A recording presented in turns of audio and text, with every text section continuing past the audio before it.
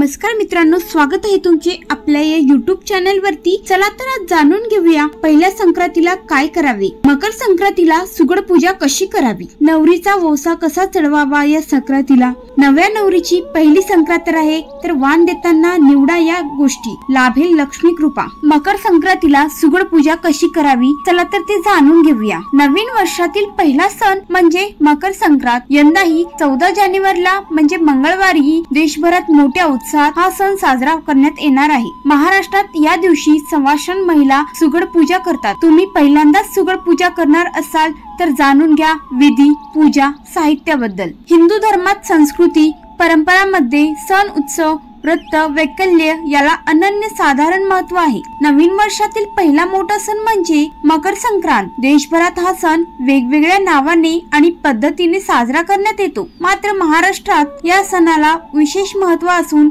मकर संक्रांतीचा आदला दिवस भोगी, मकर संक्रांतीचा दिवस आणि मकर संक्रांतीचा दुसरा दिवस म्हणजे कर अशा या 3 दिवसाला खास महत्व आहे। मकर संक्रांतीला सवाष्ण महिला सुगड पूजा करतात। तुम्ही प्रथमच मकर संक्रांतीला सुगड पूजणार असाल तर जाणून घ्या गड पूजा, विधी आणि साहित्याबद्दल। खरं तर सुगड या शब्दाचा मूळ शब्द हा सुघट असा आहे। शेती मालांनी भरलेला घटाला सुघट असे म्हणतात। काही काळानंतर या शब्दाला सुगड असं संबोधलं। आज प्रत्येक जण सुगड असाच त्याचा उल्लेख करतात। मकर संक्रांतीला तांबड्या आणि काळ्या रंगाचे छोटे माठ म्हणजे घट, ज्यांना सुगड म्हटलं जातं। पूर्वीच्या काळात मातीचे घट नव्हते, अशा वेळी घरातील लहान गडबाने सुगड पूजा केली जात होती। पण आज मकर संक्रांती आली की बाजारात तुम्हाला सहज तांबड्या आणि काळ्या रंगाची सुगड मिळतात। या सुगडामध्ये शेतीतील धान्य भरून त्याची पूजा केली जाते। सुगड पूजण्यासाठी मकर संक्रांतीला सुगड पूजेसाठी कुठलंही साहित्य राहू नये म्हणून एक लिस्ट तयार करा। मोठे काळे सुगड, त्याहून छोटे लाल किंवा तांबड्या रंगाची सुगड हे 5 सुगड, हरभरा, गाजर, ऊस, तीळ, शेंगदाणे, बोर, तिळगुळ, हळद, कुंकू, गव्हाच्या लोंब्या आणि फुलं हे घेऊन या। तुम्ही ज्या ठिकाणी सुगड पूजा करणार आहात तेथे हे साहित्य जमा करून ठेवा। पाट किंवा चौरंग, लाल रंगाचा कपडा, दिवा, रांगोळी, तांदूळ किंवा गहू, तिळगुळ, लाडू आणि हे सर्व साहित्य आणलेले एकत्र ठेवा। मकर संक्रांतीला सुगड पूजा कशी करायची, चला तर ते पाहूया। आता ज्या ठिकाणी तुम्ही पूजा करणार आहात ती जागा स्वच्छ करून तिथे पाट किंवा चौरंग ठेवा। त्याभोवती आता सुंदर रांगोळी काढा। चौरंगावर लाल रंगाचे वस्त्र परिधान करून त्यावर तांदूळ किंवा गहू ठेवा। आता 5 सुगडाला 5 ठिकाणी उभं हळदी कुंकू लावा। आता हे सुगड तांदूळ किंवा गहूवर स्थापन करा। त्यानंतर सुगड मध्ये एक एक करून हरभरा, गाजर, ऊस, तीळ, शेंगदाणे, बोर, तिळगुळ, हळद, कुंकू, गव्हाच्या ओंब्या हे सर्व काही घाला। काळ्या रंगाचं मोठं सुगड खाली, त्यावर लाल रंगाची सुगड ठेवा। सुगडावर अक्षदा, फूल, हळद, कुंकू वाहून मनोभावे पूजा करा। आता धूप दीप अर्पण करा। सुगडाला तिळाचे लाडू आणि हलव्याचे नैवेद्य। काही ठिकाणी हे सुगड महिला नंतर 5 जणींना वाण म्हणून देतात। नवरीचा वौसा म्हणजे नेमकं काय, चला तर ते जाणून घेऊया। नवीन नवरीसाठी मकर संक्रांतीचा सण अतिशय खास असतो। महाराष्ट्रात मकर संक्रांत नवीन नवरीची वेगवेगळ्या पद्धतीने साजरी करण्यात येते। नवीन नवरीला काळी साडी घातली जाते, त्याशिवाय हळदी कुंकाच्या दिवशी तिला हलव्याने दागिने घातले जातात। या परंपरेनुसार 5 वर्ष महिला वेगवेगळ्या सौभाग्याच्या वस्तू दान वाण म्हणून देतात। तर कोकणात नवरीचा वौसा भरला जातो। पहिला वौसा हा 5 किंवा 25 चा असतो। 5 चा वौसा म्हणजे त्यात 5 विड्याची पाने,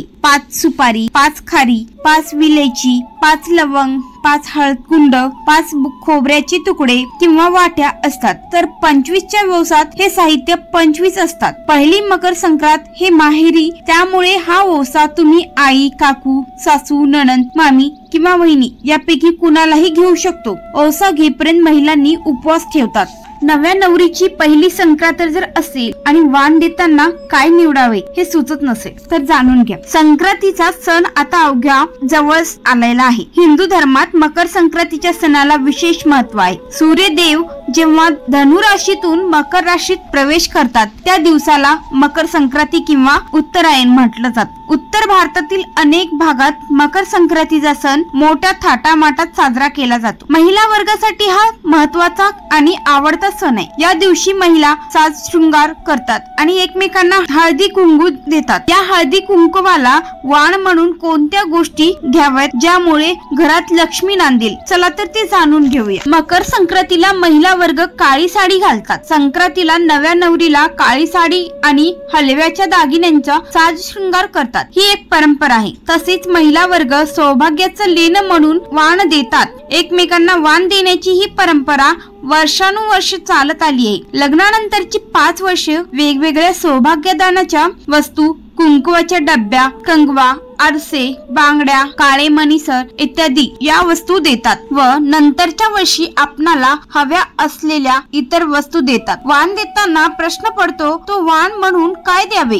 आपल्या घरात लक्ष्मी कृपा राहावी आणि वाण काय द्यावे हा प्रश्न सुटावा यासाठी या गोष्टी वाण म्हणून तुम्ही देऊ शकता. या गोष्टी कोणकोणत्या आहे आणि त्याचे महत्व काय, चला तर ते जाणून घेऊया. आरसा. स्त्री ही घरातील लक्ष्मी मानली जाते आणि आरसा हे सौंदर्याचं प्रतीक आहे. या आरशात पाहून लक्ष्मी सारखं सौंदर्य लाभावं असं साज शृंगार महिला करतात.